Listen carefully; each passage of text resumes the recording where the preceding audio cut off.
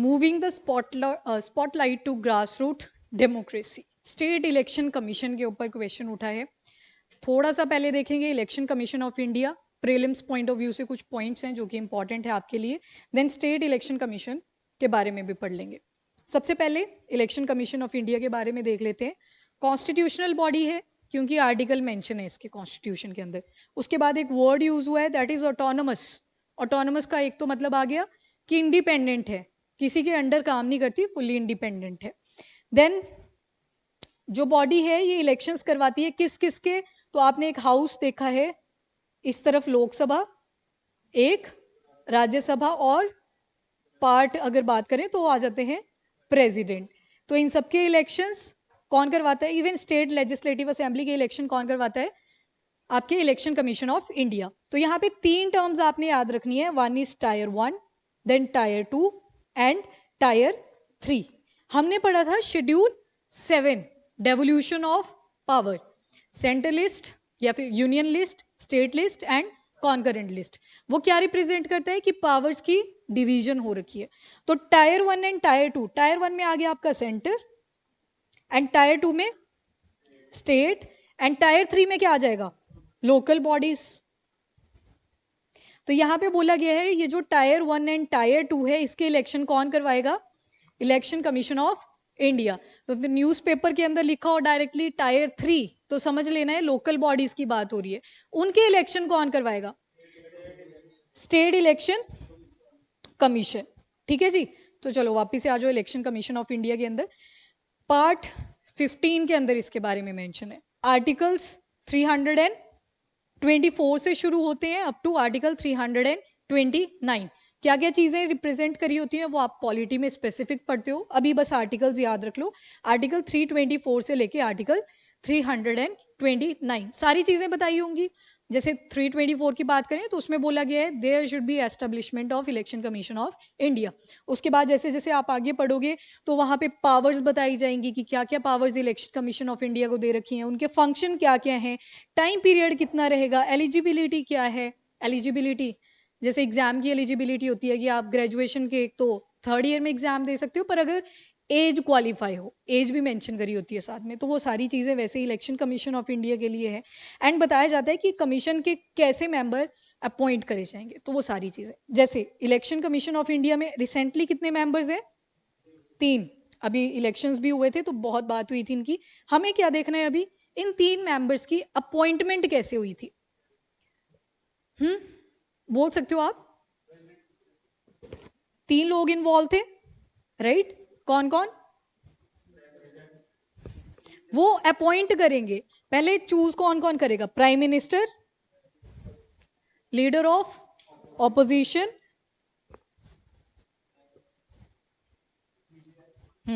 Chief justice of India.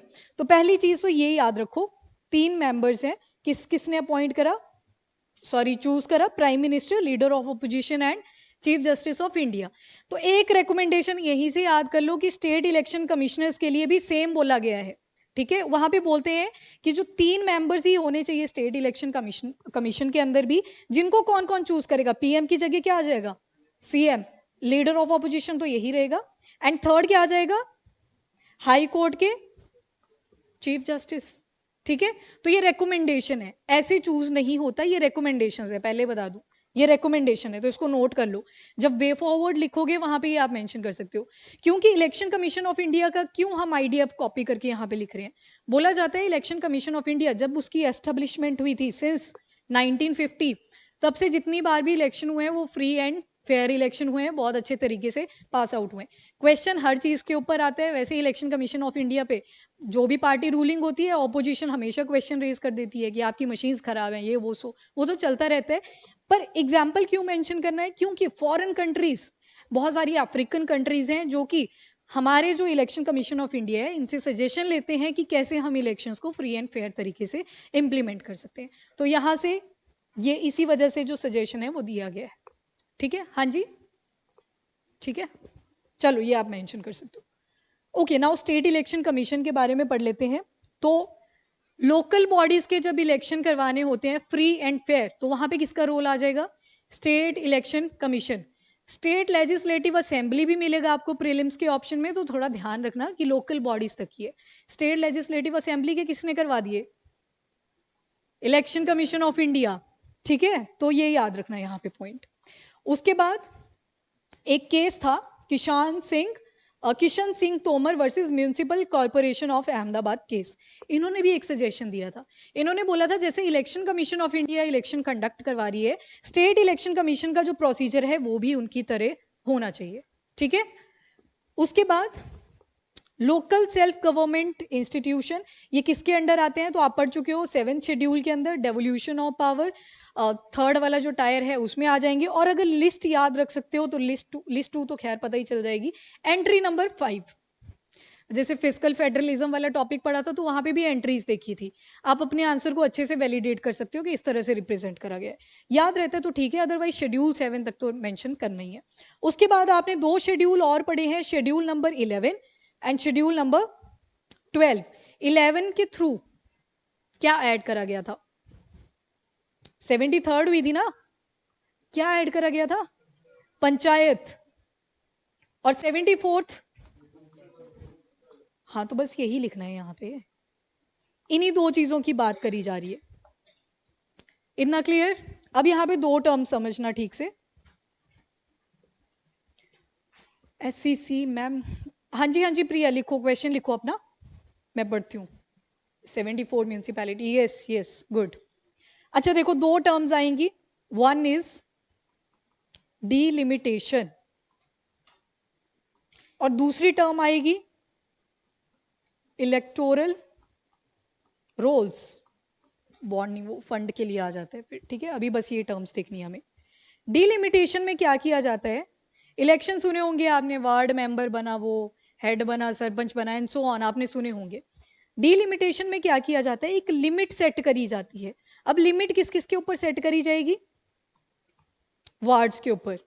कैसे? ये देखो, ये मैप ड्रॉ कर लेते हैं, रुको मैंने इमेज लगाई है उसको देख लो एक बार। ये देखो दिख रहे हैं मल्टीपल वार्ड्स। तो यहाँ पे ये स्टेट गवर्नमेंट का काम होता है डिलिमिटेशन सेट करने का। स्टेट गवर्नमेंट बोला मैंने, गवर्नमेंट, इलेक्शन कमीशन नहीं बोला, स्टेट गवर्नमेंट ये डिसाइड करेंगे कि कौन सा वार्ड कितना होगा। किसने डिसाइड किया? State government. Prelims point of view से इंपॉर्टेंट हो जाता है। एक मिनट डाउट ले लेती हूँ। प्रिया लिखो फटाफट से, क्या डाउट था आपका? नीड ऑफ आर इज, ठीक है ठीक है।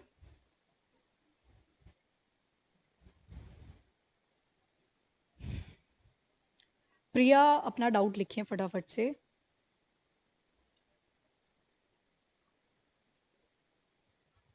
गायब। चलो हम टर्म समझ रहे थे, वहीं पे आते हैं वापस। चलो यहाँ पे देख लेते हैं। तो एक पढ़ रहे थे डिलिमिटेशन।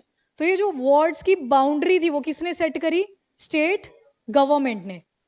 स्टेट गवर्नमेंट ने जो बाउंड्री का काम था वो किसने सेट किया? स्टेट गवर्नमेंट ने। वैसे ही आते हैं आपके इलेक्टोरल रोल्स। कैंडिडेट्स खड़े होते हैं ना कि हम इस पोस्ट के लिए खड़े हो रहे हैं एंड सो ऑन। तो वो जो कैंडिडेट्स खड़े होंगे वो भी कौन डिसाइड करेगा? State government. यहाँ पे एक और चीज सेट करी जाती है, आपने सुना होगा कि इतनी सीट्स इस बार एससीज के लिए हैं, इतनी सीट्स एसटी के लिए हैं। तो वो लिमिट भी कौन लगाएगा? State government. पर इलेक्शन कौन करवाएगा? State election commission. ठीक है, clear in the delimitation, electoral rolls terms clear. जो वार्ड की बाउंड्री थी किसी पर्टिकुलर वार्ड के अंदर या पंचायत के अंदर कौन कौन एससी सीट जाएंगी, कौन सी एसटी सीट जाएंगी, वो सारा कौन मेंशन कर रहे हैं? State government. इलेक्टोरल रोल्स में लिस्ट निकलेगी कि कौन कौन से कैंडिडेट्स वोटिंग के लिए खड़े हो रहे हैं वहां से। ठीक है, कैंडिडेट की फॉर्म में खड़े हो रहे हैं, वो क्या हो गया आपका? Electoral rolls. ये सारा डिसाइड तो किया स्टेट गवर्नमेंट ने, पर अब इलेक्शन किसने करवाए? स्टेट इलेक्शन कमीशन ने। तो ये चीज याद रखना, लग सकता है कि स्टेट इलेक्शन कमीशन ने डिसाइड किया होगा, पर ये स्टेट गवर्नमेंट का काम होता है। अच्छा देखो, जब तक ये डिलिमिटेशन और इलेक्टोरल रोल्स डिसाइड नहीं होते तब तक आप इलेक्शन कंडक्ट नहीं करवा पाते। मतलब जब तक स्टेट गवर्नमेंट डिलिमिटेशन नहीं करेगी, इलेक्टोरल रोल्स को इंट्रोड्यूस या नोटिफाई नहीं करेगी, तब तक कोई इलेक्शन नहीं होगा। हाँ चेंज होते हैं और विद इन 5 ईयर चेंज होते रहते हैं। रिकमेंडेशन में यही लिखा गया है कि 10 साल के लिए फिक्स कर दो, कोई चेंजेस नहीं करने। डन। तो यहाँ पे याद रखना, डिलिमिटेशन एंड इलेक्टोरल रोल्स कौन नोटिफाई करेगा? State government. इलेक्शन करवाएगा election commission, state election commission. And जब तक ये डिलिमिटेशन और आपका इलेक्टोरल रोल्स की लिस्ट नहीं निकलती तब तक कोई इलेक्शन नहीं करवाए जाते। तो यही चीज होती है आपके कर्नाटका और आंध्र प्रदेश, उससे पहले महाराष्ट्र में भी हो रखी है, होती रहती है स्टेट्स के अंदर। वहां पे बोला गया स्टेट इलेक्शन कमीशन द्वारा कि अपनी रिपोर्ट जारी करें। ठीक है, गवर्नमेंट को बोला पहले तो, स्टेट गवर्नमेंट को। कर्नाटका का केस है ये, और ये आपके लिए काफ़ी अच्छी केस स्टडी भी है। अगर क्वेश्चन आ जाता है तो इसको आप मेंशन कर सकते हो क्योंकि बिल्कुल रिसेंट है। दिसंबर 2023 की बात है, इलेक्शंस होने थे लोकल बॉडीज़ के, और स्टेट इलेक्शन कमीशन ने बोला कि अपनी डिलिमिटेशन और इलेक्टोरल रोल्स की लिस्ट को जारी करो। इन्होंने बोला ठीक है कर देंगे, फिर इग्नोर कर दिया, नहीं करी, डिले हो गया इलेक्शन। कितने डिले हुए? 3.5 साल से डिले हो रहे हैं। 5 साल के बाद जोड़ लो 3.5, इतने साल जो है इलेक्शंस में डिले आ रखा है। अब क्या होता है, एक बार बोला, 2 बार बोला, नहीं मान रहे हैं, तो स्टेट इलेक्शन कमीशन चला गया हाई कोर्ट, कर्नाटका के हाई कोर्ट में। वहां पे कंप्लेंट कर दी कि इनको बोलो थोड़ा सा सीरियस लें इलेक्शंस को, हमें तो इलेक्शन कंडक्ट करवाने हैं, पर ये डिलिमिटेशन और इलेक्टोरल रोल्स को ही लॉन्च नहीं कर रहे, नोटिफाई नहीं कर रहे। तो कोर्ट ने भी बोल दिया कि 2 महीने के अंदर ये डिलिमिटेशन और इलेक्टोरल रोल्स इनको आप नोटिफाई करोगे। उधर गवर्नमेंट ने कर दी, ठीक है सर कर देंगे कर देंगे। 2 महीने निकल गए, दोबारा से डिले, नहीं लिया सीरियस उस चीज़ को, ना तो डिलिमिटेशन हुई ना इलेक्टोरल रोल्स की कोई नोटिफिकेशन आती है। अब आगे स्टेट इलेक्शन कमीशन को गुस्सा, इन्होंने फिर से हाई कोर्ट में पिटीशन डाल दी कि ये तो कंटेम्प्ट कर रहे हैं, यहाँ पे रिस्पेक्ट नाम की तो चीज़ ही नहीं है। हम बार बार बोल रहे हैं कि इस चीज़ को लॉन्च करो या नोटिफाई करो, ये लोग इग्नोर कर देते हैं। तो उस वजह से ये दोबारा से केस हाईलाइट हुआ, जहाँ पे बोला गया है कि कहीं ना कहीं जो स्टेट गवर्नमेंट्स हैं, दे आर ट्राइंग कि जो स्टेट इलेक्शन कमीशन है वो वीक हो जाए, कमज़ोर पड़ जाए, और जो अथॉरिटी है इलेक्शंस की भी वो किसके अंडर चली जाए? गवर्नमेंट्स के अंदर। तो यहाँ पे बोला गया है कि इवन जब स्टेट इलेक्शन कमिश्नर्स की अपॉइंटमेंट होती है ना, तो वहाँ पे कोई स्पेशल बॉडी नहीं बनाई जाती, जो फेवरेट लोग होते हैं उन्हीं को ही बिठा दिया जाता है एज अ कमिश्नर। तभी रिकमेंडेशन में बोला गया जैसे इलेक्शन कमीशन ऑफ इंडिया की अपॉइंटमेंट कर रहे हो वैसे ही स्टेट इलेक्शन कमीशन की भी करी जाए। Done, cases clear. तो पहला यही लिखा है यहाँ पे, डिसएम्पावरमेंट, कि कहीं ना कहीं फोकस नहीं कर रहे। तो टोटल कितने हैं अभी स्टेट इलेक्शन कमीशन? तो वो है 34। आंध्र प्रदेश में 2020 का केस था, उससे पहले भी जाना है तो 2016-18 के आपको महाराष्ट्र के केसेस मिल जाएंगे। रिसेंट वन इज कर्नाटका का। तो मतलब आपको लिखना पड़ेगा ये आंसर के अंदर।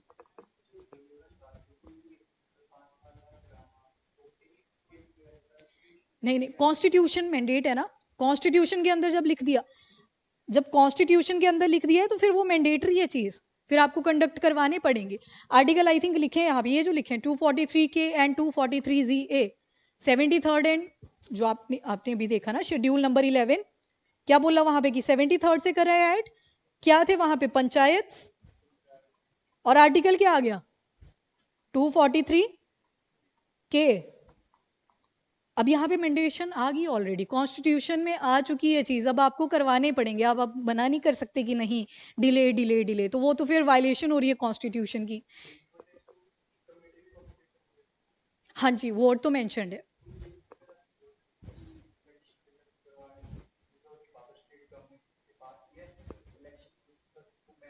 हाँ, जो रूल्स एंड रेगुलेशंस होंगे, कंडक्शन का काम होगा, वो स्टेट इलेक्शन का आ जाता है। और डिलिमिटेशन का आप पूछ रहे हो, वो अमेंडमेंट करनी पड़ेगी फिर। अभी कॉन्स्टिट्यूशन में वर्ड तो है पर ये मेंशन नहीं करा गया कि आप रेंडमली चेंज कर सकते हो। तभी तो रिकमेंडेशन में ये दिया कि जो डिलिमिटेशन का टाइम है उसको सेट ही कर दो लोकल बॉडीज के लिए कि 10 साल के बाद चेंज होंगे। नहीं तो वो बार बार चेंज कर रहे हैं, बार बार इलेक्शंस हो रहे हैं, तो वो चीज़ डिस्टर्ब हो जाती है और डिले फाइनली हो जाते हैं।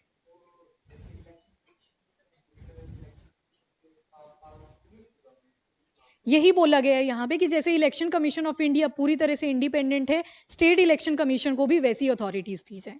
ठीक है, ये डिसएम्पावरमेंट यानी कि पावर कम करने का जो फोकस कर रही है स्टेट गवर्नमेंट, उसी पे फोकस करने को बोला हुआ है, ये रिकमेंडेशन में लिखोगे आप। ठीक है, देन आपने देखा शेड्यूल नंबर 12, कौन सी अमेंडमेंट थी? 74th। क्या ऐड हुआ? म्यूनिसिपैलिटीज। और आर्टिकल क्या आ गया? 243 जी ए। डन।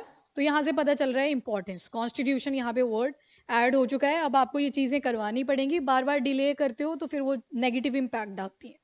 ठीक है जी, तो ये पहली चीज़ थी जो कि आपको पता होना चाहिए। नाउ पावर्स में वही आएगा, फ्री एंड फेयर इलेक्शन तो कंडक्ट करवाती है, पर दिक्कत कहाँ पे आ रही है, डिलिमिटेशन एंड इलेक्टोरल रोल्स पे, क्योंकि वो स्टेट गवर्नमेंट पास आउट करती है। नाउ ये पंचायती राज इंस्टीट्यूशन, ये आई थिंक हमने कवर अप कर लिया। हाँ, कर्नाटका का केस है तो ये मेंशन कर दिया। ये देखो 3.5 years से डिले ही हो रहा है, पोस्टपोन वो चीज़ चल रही है। तो दिसंबर 2023 से ये स्टोरी शुरू हुई थी, एंड उसके बाद बोला 2 हफ्ते, फिर 2 महीने, फिर से वो पोस्टपोन करते करते क्या आ गया, सितंबर आ चुका है। तो फिर से भड़क गया स्टेट इलेक्शन कमीशन कि ये क्या कर रहे हैं। ये वैसे ही है जैसे मैं आपको बोलती हूँ आंसर लिखो, आप लिख के ही नहीं आते हो, तो फिर मुझे भी सुप्रीम कोर्ट में बताना पड़ेगा, फिर वो आएंगे, फिर वो आपको पूछेंगे क्यों नहीं लिख रहे। ठीक है, जो लिखते हैं वो उनकी तो अच्छी बात है, ठीक है लिखा करो। ओके, उसके बाद ये आंध्र प्रदेश का केस मेंशन करा गया है 2020 का, ये भी आप ऐड कर सकते हो, पर जो वैल्यू एडिशन रहेगी मैं चाहती हूँ आप कर्नाटका का ही मेंशन करो क्योंकि रिसेंट वन है। Okay, now electoral reforms. अच्छा सुनो, इलेक्शन कमीशन ऑफ इंडिया है ना जो, उसमें पहले एक ही कमिश्नर बैठा करते थे, तो एक अमेंडमेंट होती है आपकी, नंबर याद नहीं आ रहा, ईयर याद आ रहा है, 1989। 1989 में अमेंडमेंट होती है जिसके तहत उसको मल्टी बॉडी बना दिया गया था, और अभी तक चल रहे हैं 3 मेंबर्स, एक चीफ इलेक्शन कमिश्नर होते हैं, बाकी 2 इलेक्शन कमिश्नर्स आ जाते हैं। ठीक है, 1989 ईयर, अच्छा वो चेक कर लेना एक बार। ठीक है, ये ईयर है। ठीक है जी, नाउ यहाँ पे बोला गया है कि सिलेक्शन कमेटी के अंदर रिफॉर्म्स करने की जरूरत है। इवन सेकंड एआरसी, याद है कुछ सेकंड एआरसी का कहाँ पे पड़ा था, एडमिनिस्ट्रेटिव रिफॉर्म कमेटी। तो उसी के तहत जो मैंने आपको स्टार्टिंग में एक रिकमेंडेशन बताई कि CM, leader of opposition and high court के चीफ जस्टिस, उन्होंने ये रेकमेंड करा है कि स्ट्रिक्ट बनाओ थोड़ा सा इस बॉडी को, ताकि ये इंडिपेंडेंटली ट्रांसपेरेंटली अपना काम कर सके, मतलब इलेक्शंस को फेयर और ट्रांसपेरेंट तरीके से कंडक्ट करवा सके। ओके, ये हमने आई थिंक कर लिया। डिलिमिटेशन मैंने बता दिया कि कैसे डिसाइड करा जाता है, रिजर्वेशन जो भी करनी होती है वो सब आ जाता है। फिर आप यहाँ पे नेगेटिव केसेस भी मेंशन कर सकते हो। मेयर के इलेक्शन हुए थे चंडीगढ़ के ही, वो प्रिसाइडिंग ऑफिसर कॉट हुए थे, ठीक है, धांधलेबाजी करते हुए, तो वो भी आप मेंशन कर सकते हो, वो नेगेटिव इमेज दिखाता है। तो पॉजिटिव भी दिखानी है, नेगेटिव भी दिखानी है। पॉजिटिव में आपकी रिकमेंडेशंस आ जाएंगी, एंड नेगेटिव में आपने वो केस भी आप मेंशन कर सकते हो। उसके अलावा बहुत सारे केसेस हैं यू कैन मेंशन। चलो, प्रिसाइडिंग ऑफिसर वगैरह वो आप पढ़ते हो जब पूरा इलेक्शन का प्रोसीजर पढ़ते हो, वहां पे बैठे होते हैं, पता है ना, प्रिसाइडिंग ऑफिसर्स टीचर्स वगैरह बिठाए होते हैं पूरा वो कंडक्शन के लिए, तो वो सारे आ जाते हैं। पोलिंग ऑफिसर्स होते हैं, वो जो पार्टीज होती हैं उन्हीं के मेंबर्स होते हैं, वो बता रहे होते हैं लोगों को कि ऐसे ऐसे आपने वोट को कंडक्ट करना है अंदर जाके मशीन पे, और इस पे वोट करना है। ठीक है, तो वो तारीफ भी कर रहे होते हैं। हाँ, वो टॉप पे होते हैं, फिर डिवाइड कर दिया जाता है वार्ड्स के अकॉर्डिंग कि इस एरिया में इतने प्रिसाइडिंग ऑफिसर जाएंगे, इतने पोलिंग एजेंट्स रहेंगे, तो वो सारी चीजें तो खैर आप पॉलिटी में डिटेल में करोगे। चलिए जी, ये अच्छा ये लिख दिया हुआ है, ये चंडीगढ़ वाला भी, वो मेयर वाला, इलेक्शन ऑफ मेयर में जो धांधलेबाजी हुई थी 2024 का ही केस है, वो भी आप मेंशन कर सकते हो। ये आपका प्रैक्टिस क्वेश्चन है, इसको आप लिख देना, ऑनलाइन आप भी नोट करो।